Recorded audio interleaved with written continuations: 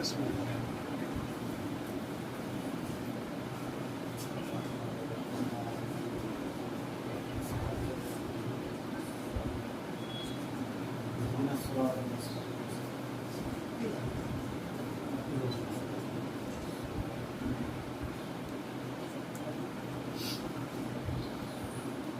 لا حول ولا قوة إلا بالله العلي العظيم. أعوذ بالله من الشيطان اللعين الرجيم. بسم الله الرحمن الرحيم. الحمد لله رب العالمين والصلاة والسلام على أشرف الأنبياء والمرسلين وخاتم النبيين سيدنا ونبينا وشفيعنا إن شاء الله مولانا أبي القاسم محمد وعلى بيته الطيبين الطاهرين المعصومين المظلومين ولعنة الله على أعدائهم أجمعين من ليلنا هذا إلى قيام يوم الدين. أما بعد فقد قال رسول الله صلى الله عليه وآله وسلم بسم الله الرحمن الرحيم. إن الحسين مصباح الهدى وسكينة النجاة. صلوات محمد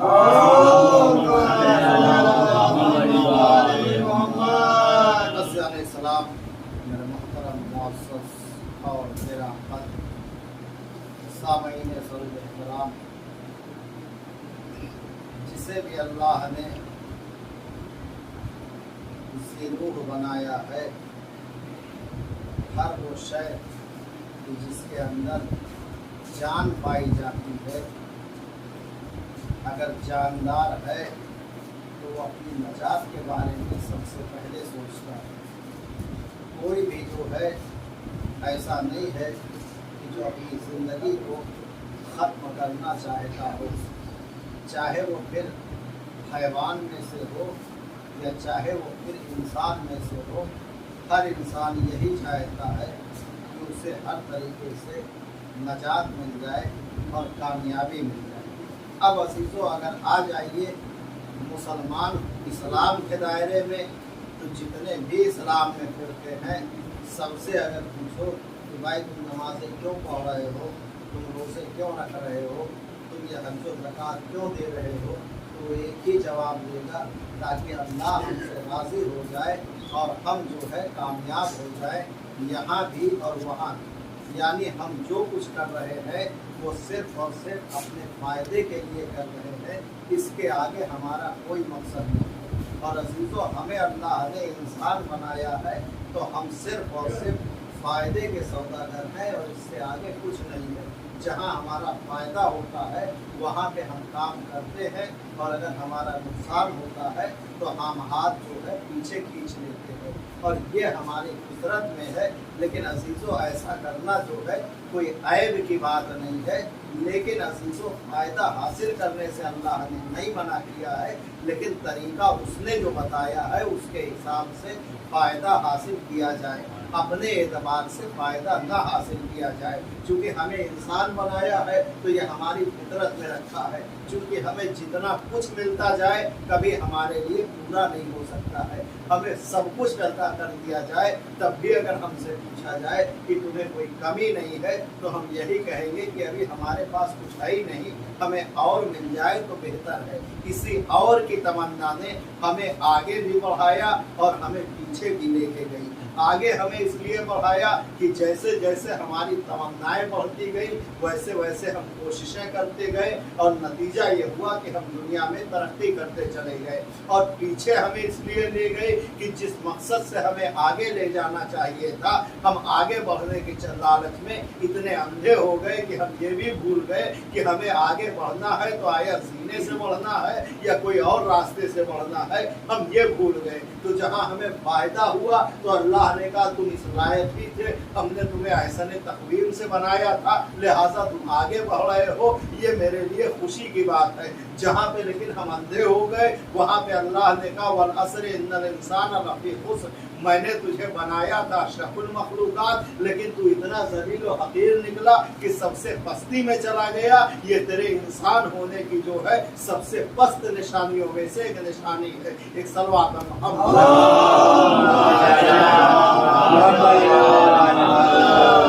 आगे बढ़ने से मना नहीं किया गया है। आगे बढ़ना तो हमारी फितरत में है। अगर हम आगे नहीं बढ़ेंगे तो हम तरक्की कैसे करेंगे। लेकिन अजीजों, शरीयत ने ये आगे बढ़ने से नहीं रोका है, लेकिन इतना ज़रूर कहा है कि जैसे मैंने बताया है अल्लाह ने उस तरीके से आगे बढ़ो। शरीयत ने ये कहा है कि लाइन शकरतुम लाज़ीदन्नकुम, तुम मेरी नेमतों का शुक्रिया अदा करो, मैं तुम्हारी नेमतों में इजाफा करूँगा।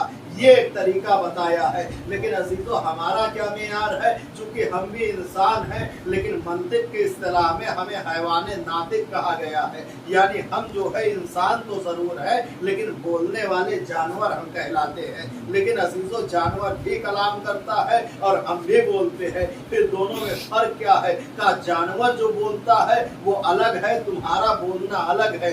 जानवर के बोलने का मतलब दूसरा है, तुम्हारे बोलने का मतलब अक्ल रखा गया है। तुम जो है बोलते हो तो अक्ल के साथ बोलते हो। और यही जनाब अमीर ने पहचान बताई है कि जिसकी अक्ल आगे हो ज़बान पीछे हो वो अक्लमंद कहलाता है, जिसकी ज़बान आगे हो दिमाग पीछे हो वो बेवकूफ़ कहलाता है। इसलिए कि ये ज़बान छोटी सी है, लेकिन अल्लाह ने 32 दांतों के जबड़े के अंदर इसे बंद करके रखा है कि देखने में छोटी सी है, लेकिन इसका इस्तेमाल करोगे तो इज्जत मिलेगी, लेकिन गलत इस्तेमाल करोगे तो ज़लीलो ख़ार करा देगी। एक सलवात पर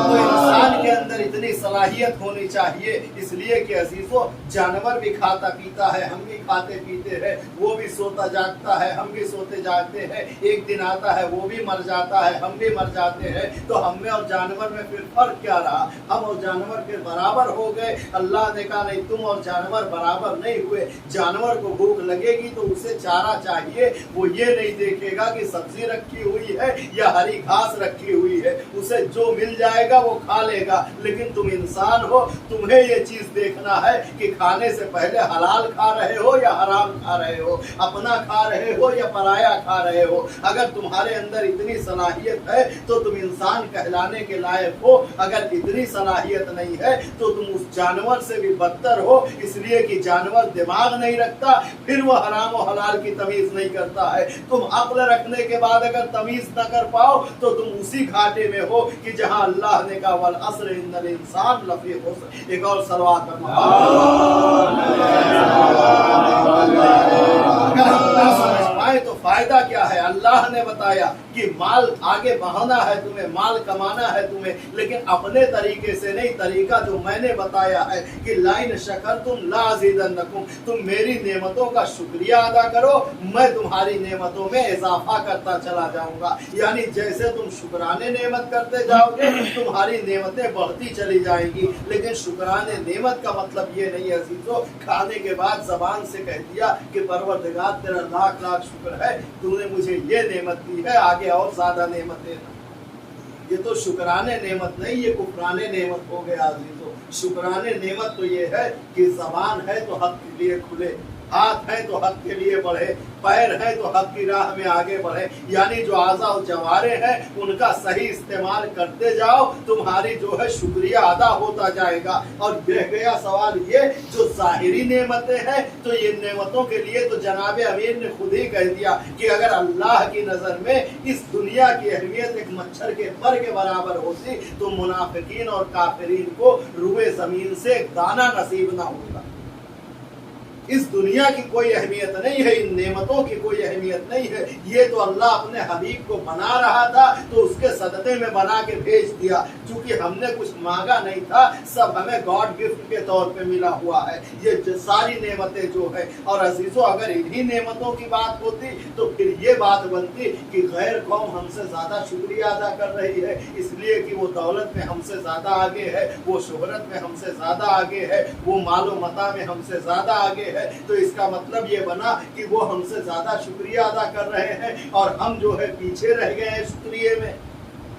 کہ ہماری نعمتیں کم ہو رہی ہیں اور ان کی نعمتیں بڑھ رہی ہیں. تو عزیزو جہاں پہ قرآن نے جسے نعمت کہا ہے تو جو ہم نے نبی کی زندگی کا اتہاس اٹھا کے دیکھا اور عشیر سے لے کے غدیر تک تب ہم چلے تب ہمیں جا کے پتا چلا کہ اللہ نے ان نعمتوں کا ذکر نہیں کیا ہے بلکہ جن نعمتوں کا ذکر کیا ہے اسے ولایت علی ابن ابی طالب کہا جاتا ہے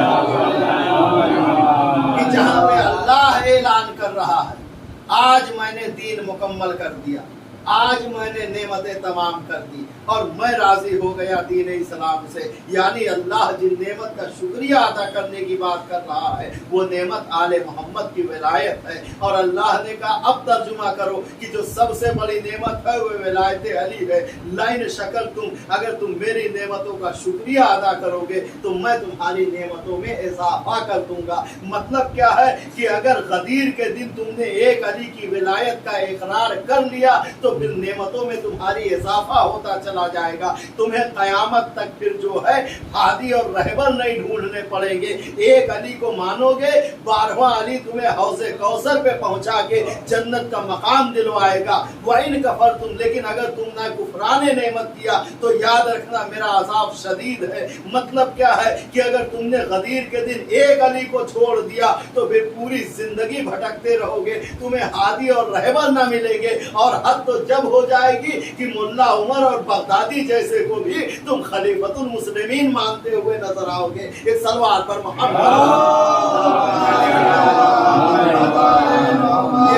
مسلمانوں کے اوپر علی کو چھوڑنے کی پھٹکار ہے کہ ہر چوراہے پہ بیٹھے ہوئے کو ولی مانتا ہوا نظر آ رہا ہے, ہر مقام پہ بیٹھے ہوئے کو اپنا خلیفہ اور جانشین مانتا ہوا نظر آ رہا ہے. اس لیے کہ جب علی کو چھوڑ دیا تو پھر تمہیں یہ نعمت جو ہے وہ کبھی نصیب نہیں ہونے والی ہے. اور عزیزو یہ نعمت جو ملتی ہے وہ ہمیں گھر کی شرافت سے ملتی ہے, گھر کی طہارت سے ملتی ہے, رزق حلال سے ملتی ہے. اس لیے کہ ہماری زندگی میں جو سب سے اہم کردار ادا کرتے ہیں وہ رزق حلال عطا کرتا ہے. اس لیے کہ یہ وہ چیز ہے کہ جس کے اوپر اگر ہم نے دھیان نہ دیا, ورنہ عزیزو فرزند فاطمہ غریب زہرا اب حسین کو جینے کی تمنا تو نہیں ہے. یہ کہا جائے کہ حسین کچھ اور جینا چاہ رہے ہیں. عصر عاشور جو مولا نے خطبہ دیا ہے آخر میں, اور وہ بھی کس اثنا میں خطبہ دیا ہے کہ جب 71 جنازے حسین اٹھا چکے ہیں, اس میں بھی جنازے ایسے ایسے وزنی جنازے ہیں کہ کہیں پہ اکبر کا جنازہ ہے, کہیں پہ قاسم کی پامال لاش ہے, کہیں پہ اصغر کا خون اپنے چہرے پہ حسین مل چکے ہیں. حسین کے بدن کے اوپر 9951 زخم لگے ہوئے ہیں. اب حسین کو جینے کی تو چاہت نہیں ہے نازاداروں, لیکن پھر بھی حسین خطاب کر رہے ہیں, یہ بتاؤ کیا میں نے حلال محمدی حرام کر دیا ہے یا حرام محمدی حلال کر دیا ہے؟ تو عزاداروں ایک آواز آئی, حسین نہ تم نے حلال محمدی کو حرام کیا ہے نہ حرام محمدی کو حلال کیا ہے, بس تمہاری خطا اتنی ہے کہ بغضوں کا لے ابی حسین, ہم تم کو تمہارے بابا کے بغض میں قتل کر رہے ہیں. اب زہرا کے لال نے آواز دی, مجھے اے کوفیوں اور شامیوں مجھے پتا ہے کہ میری باتوں کا اثر تمہارے اوپر نہیں ہونے والا, اس لیے کہ تمہارے پیٹ جو ہے وہ حرام غذاؤں سے بھرے ہوئے ہیں. عزیزو جب ذکر حرام جاتا ہے تو پھر انسان تو کیا کوئی اور کیا, اگر امام بھی کوئی بات کہتا ہے تو پھر لوگوں کے دلوں پہ اس بات کا اثر نہیں ہوتا ہے. یہ وہ چیز ہے جو زندگی میں سب سے اہمیت رکھتی ہے.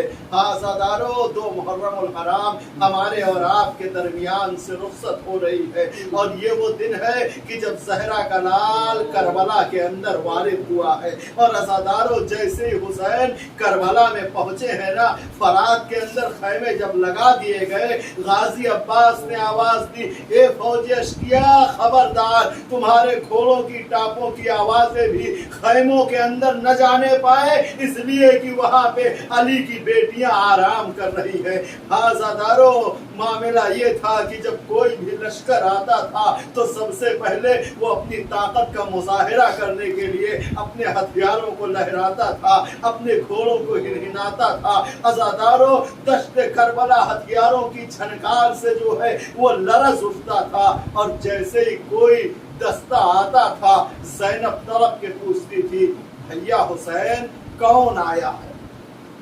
اور زینب حسین جو ہے سر کو جھکا کے آہستہ سے کہہ دیتے تھے اے بہن زینب یہ ہمارے خون کے پیاسے آئے ہیں، یہ ہمارے دشمن آئے ہیں، ہمیں قتل کرنے کے ارادے سے آئے ہیں۔ روایت کہتی ہے کہ شام ہوتے ہوتے جب دشت کربلا دشمنوں سے بھر گیا تو ایک مرتبہ چاہنے والی بہن نے گلے میں باہیں ڈال دی، اے بھیا اس بھری دنیا میں ہمارے دشمن اتنے آ رہے ہیں، کیا کوئی ہمارا چاہنے والا نہیں ہے؟ ایک مرتبہ حسین نے طلب کی آواز دی، ہاں بہن میرے بچپن کا دوست حبیب ابن مظاہر موجود ہے، بھیا پھر اس عالم غربت میں گناہ کیوں نہیں لیتے؟ ایک مرتبہ حسین نے خط لکھا اور لکھا، اے بھائی حبیب میری اور تمہاری دوستی کی گواہ میری اماں زہرا ہے، اے حبیب میں تمہیں زحمت نہ دیتا، میں نرغے عادہ میں گھر چکا ہوں، لیکن کیا کروں میرے ساتھ علی کی بیٹیاں ہیں،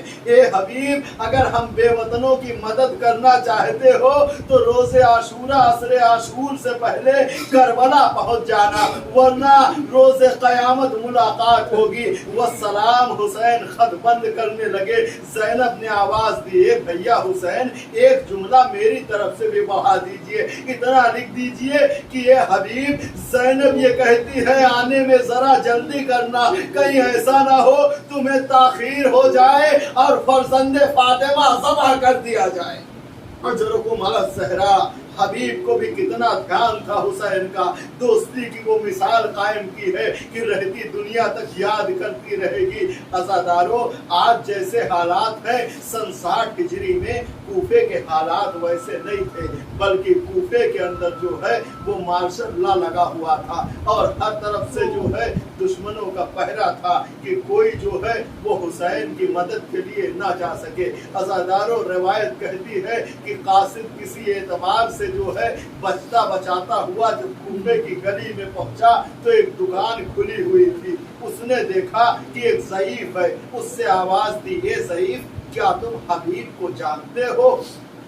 ایک مرتبہ ضعیف نے اشارہ کیا، حالات پراشوب ہے، خاموشی سے میرے پیچھے چلتے آؤ۔ عزادارو جیسے ہی حبیب آگے آگے وہ قاصد پیچھے پیچھے، ایک مرتبہ حبیب نے گھر پہ جا کے آواز دی، اے مومنہ مبارک ہو، میرے گھر فرشتے وحی آ گئی ہے، میرے گھر جبریل کا نزول ہوا ہے۔ ایک مرتبہ زوجہ نے کہا حبیب خیر تو ہے، کھل کے کچھ کیوں نہیں بتاتے؟ کہا ایسے نہیں بتاؤں گا، پہلے مسند بچھاؤ۔ مسند بچھا دی گئی۔ ایک مرتبہ آپ حبیب قاصد کو لے کے آئے اور آئے تطہیر پڑھتے ہوئے قاصد کو قالین پہ بٹھا کے آواز دیتے ہیں، حبیب اے میرے مولا کے قاصد کیا تو ابھی ابھی میرے مولا کی زیارت کر کے آ رہا ہے؟ آنکھوں کو بوسہ دیا، تو نے اسی آنکھوں سے میرے مولا حسین کا چہرہ دیکھا ہے؟ اے قاصد تو کتنا خوش نصیب ہے جو میرے سردار حسین کی زیارت کر کے آ رہا ہے۔ ایک مرتبہ قاصد نے خط نکالا، حبیب کے حوالے کر دیا۔ حبیب نے سوچا کہ لفافے کو چاک کر کے خط کا مضمون پڑھا جائے، لیکن حبیب کے ہاتھ کانپ گئے۔ آواز دی، یہ میرے مولا کی تحریر ہے، میں اپنے ہاتھوں سے نہیں پھاڑ سکتا، اے قاصد اسے تو چاک کر دے۔ قاصد نے اب جو چاک کر کے دیا اور حبیب نے پڑھنا شروع کیا تو ہاتھوں میں راشا تھا، پیروں میں کپ کپی تھی۔ زوجہ نے طلب کے پوچھ لیا، اے حبیب اس سے پہلے بھی حسین کا خط آتا تھا لیکن آپ اتنا بے قرار نہیں ہوتے تھے، آج کیا حالت ہے کہ آپ کے ہاتھوں میں راشا ہے، آپ کے ہاتھوں میں کپ کپی ہے؟ آواز دیے مومنہ، میرا مولا جب پہلے خط لکھتا تھا تو مضمون الگ ہوتا تھا، لیکن آج جو خط لکھا ہے اس کا مضمون بڑا الگ ہے۔ پہلے جو خط ہوتا تھا تو حسین لکھتے تھے انا حسین ابن علی الی حبیب ابن مظاہر، لیکن آج جو خط لکھا ہے اس کا انداز بدل دیا ہے، لکھا ہے انا حسین ابن فاطمہ الی الرجل الفقیہ حبیب ابن مظاہر۔ اجرکم علی الزہرا، خدا کوئی غم نہ دے سوائے غم مظلوم کربلا کے۔ اور اے مومنہ تو جانتی ہے نا، عرب کا شریف ترین انسان جب مصیبت کی آخری منزل میں پہنچ جاتا ہے تو اپنے نام کے ساتھ اپنی ماں کا نام لگا رہا ہے۔ لگتا ہے میرا مولا مصیبت کی آخری منزل میں ہے۔ حبیب جشن زدن میں کوفے سے کربلا پہنچے، حسین نے گلے لگا لیا۔ ایک مرتبہ زینب کو خبر ہوئی، انو محمد سے کہا جا کے سلام پہنچا دو۔ جیسے ہی بچوں نے کہا اماں نے سلام بھیجا ہے، حبیب کمر پکڑ کے بیٹھ گئے، امامہ پھونک دیا، آواز دی یا اللہ علی کی بیٹیاں اتنی غریب ہو گئی کہ ہم غلاموں کو سلام کہلوا رہی ہے۔ وَسَيَعْلَمُ الَّذِينَ ظَلَمُوا أَيَّ مُنقَلِبٍ يَنقَلِبُونَ وتقبل منا انك انت السميع الدعاء اللهم خص انت ولا ظالم بالله مني والتبهير ولن ثم الثاني والثالث والرابع اللهم لن يزيد ابن معاوية خامسا ولن عبيد الله بن سعد وابن مرجانة وعمر بن سعد وشمرا وآل أبي سفيان وآل زياد وآل مروان ولعن